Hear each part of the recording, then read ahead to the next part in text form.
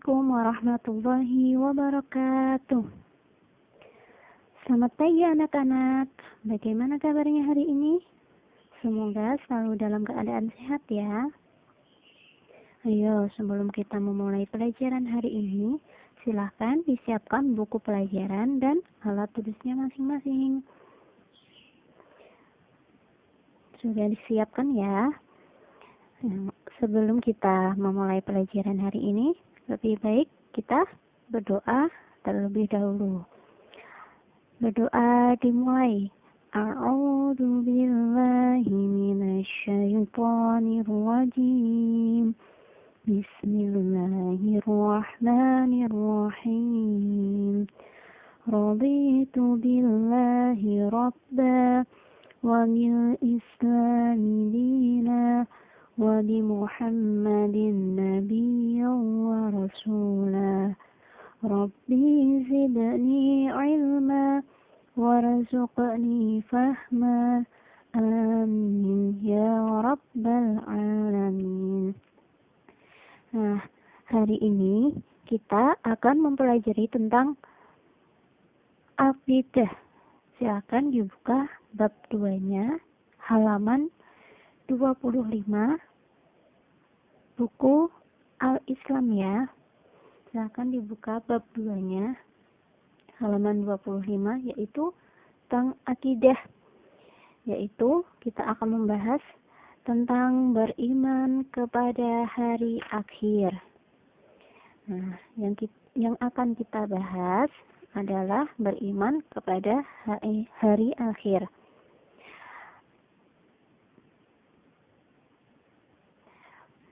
Nanti kita akan membahas yang pertama yaitu pengertian, kedua dasar adanya hari kiamat, ketiga nama lain hari kiamat, kemudian keempat tanda-tanda datangnya hari kiamat, yang kelima perilaku iman kepada hari kiamat, dan keenam hikmah beriman kepada hari kiamat.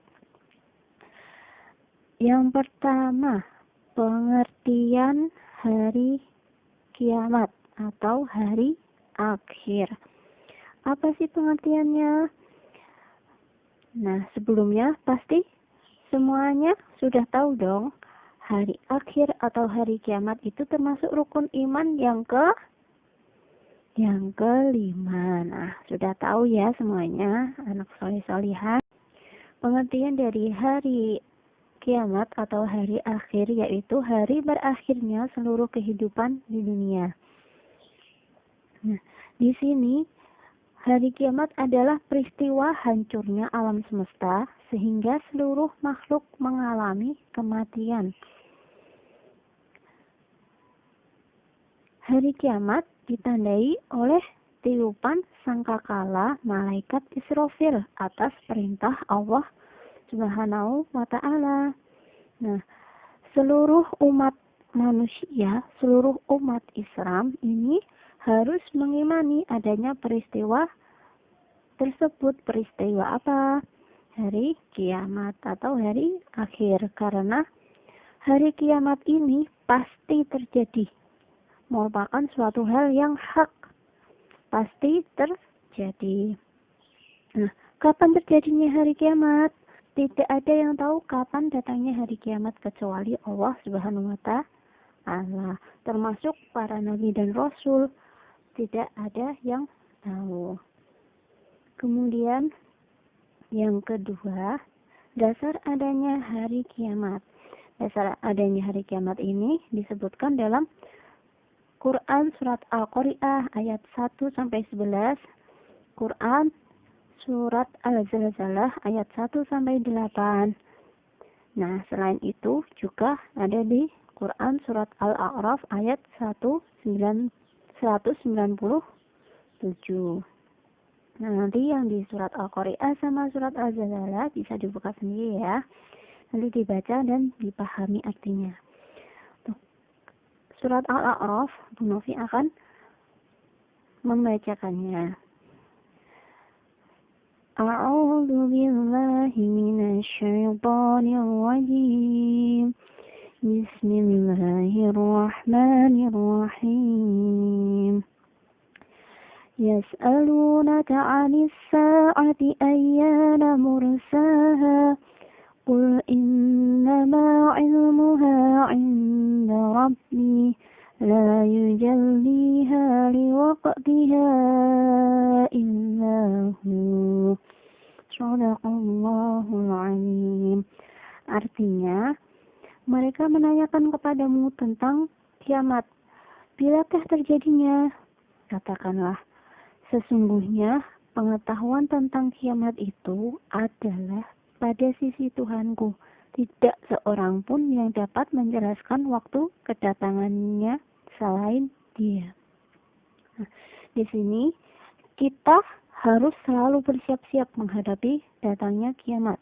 Kesiapan kita dalam menghadapi hari akhir tersebut yaitu dengan beramal sholih.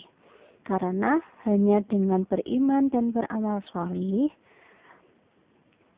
akan dapat menolong kita manusia ketika datangnya hari akhir, sekaligus menjadi bekal kita di akhirat kelak. Nah, kita kan nggak tahu kapan datangnya hari kiamat ini, makanya kita harus beramal sholih sebanyak-banyaknya. Yang ketiga selanjutnya yaitu nama-nama lain hari kiamat atau hari akhir. Yang pertama yaitu bisa dibaca dan dipahami. Nanti dihafalkan ya anak-anak. Yang pertama yaitu Yaumul Ba'ats atau hari pembangkitan. Dan di sini hari di mana seluruh manusia setelah mati dibangkitkan dari kuburnya. Baik itu manusia dari Nabi Adam, dari zaman Nabi Adam sampai manusia yang terakhir. Manusia terakhir itu siapa? Ya, manusia yang terakhir meninggal dunia itu nanti juga dibangkitkan. Nah, sebelumnya pada hari kiamat yang ditandai dengan tiupan sangkakala, waktu malaikat Israfil meniupkan sangkakala itu, seluruh makhluk hidup, seluruh manusia baik itu hewan, seluruh makhluk hidup di dunia ini akan meninggal dunia. Nah, pada Yaumul Ba'ats ini manusia akan dibangkitkan oleh Allah. Baik itu manusia dari zaman Nabi Adam sampai manusia yang terakhir yang meninggal waktu peniupan sangkakala oleh malaikat Israfil. Kemudian yang kedua yaitu Yaumul Mahsyar atau hari berkumpul. Setelah dibangkitkan, manusia akan dikumpulkan di suatu tempat yang bernama Padang Mahsyar. Nah, setelah manusia meninggal, kemudian dibangkitkan, mereka akan dikumpulkan pada Yaumul Mahsyar ini di suatu tempat yang bernama Padang Mahsyar. Kemudian pada Yaumul Mizan, manusia tadi udah dikumpulkan ya. Ya, pada Yaumul Mizan atau hari penimbangan, di sini seluruh umat manusia amal perbuatannya itu selama hidup akan ditimbang, walaupun amal perbuatannya itu sekecil biji sawi, baik itu perbuatan yang baik ataupun yang buruk, semuanya ikut ditimbang walaupun sekecil biji sawi. Kemudian setelah ditimbang, kita ke Yaumul Jaza atau hari pembalasan. Setelah ditimbang tadi, kemudian dihitung amalnya baik atau buruk, banyak baiknya atau banyak buruknya. Nah, pada Yaumul Jaza ini setelah seluruh amal manusia ditimbang, kemudian dihitung, akan menerima balasan sesuai hitungan amalnya. Banyak baiknya atau banyak buruknya ini semua akan mendapat balasannya. Pada Yaumul Akhir atau hari terakhir, ini berakhirnya kehidupan di dunia yang akan berganti dengan kehidupan di akhirat. Nah, orang-orang yang banyak amal baiknya tadi, manusia-manusia yang muslim akan dimasukkan ke surga Allah. Sedangkan manusia yang banyak amal buruknya akan dimasukkan ke neraka Allah. Na'udzubillahi min dzalik. Kemudian tanda-tanda kiamat. Nah, kiamat di sini bisa dilihat bukunya juga ya. Tanda-tanda datangnya hari kiamat itu, kiamat dibagi menjadi dua, yaitu kiamat kecil atau kiamat sugro dan kiamat besar atau kiamat kubro. Di sini bisa kita lihat kiamat kecil atau kiamat sugro adalah peristiwa berakhirnya setiap makhluk yang bernyawa dan hancurnya sebagian alam.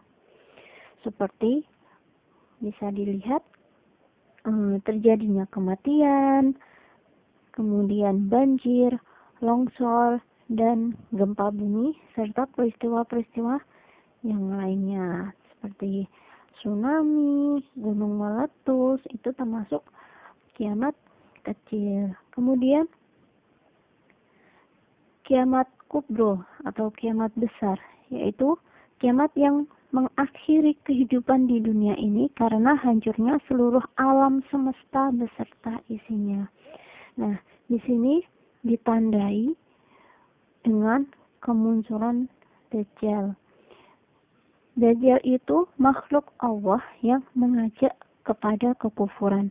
Na'udzubillahi min dzalik. Kemudian munculnya binatang melata atau dabatul ard.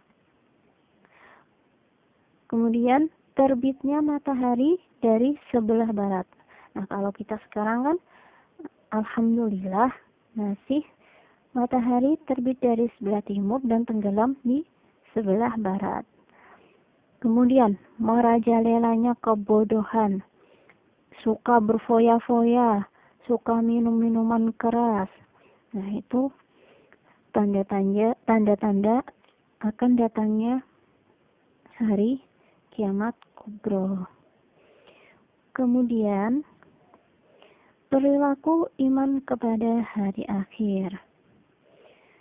Yang pertama yaitu senantiasa meningkatkan ketakwaan kepada Allah Subhanahu wa taala, yaitu dengan menjalankan segala perintah Allah dan menjauhi larangannya.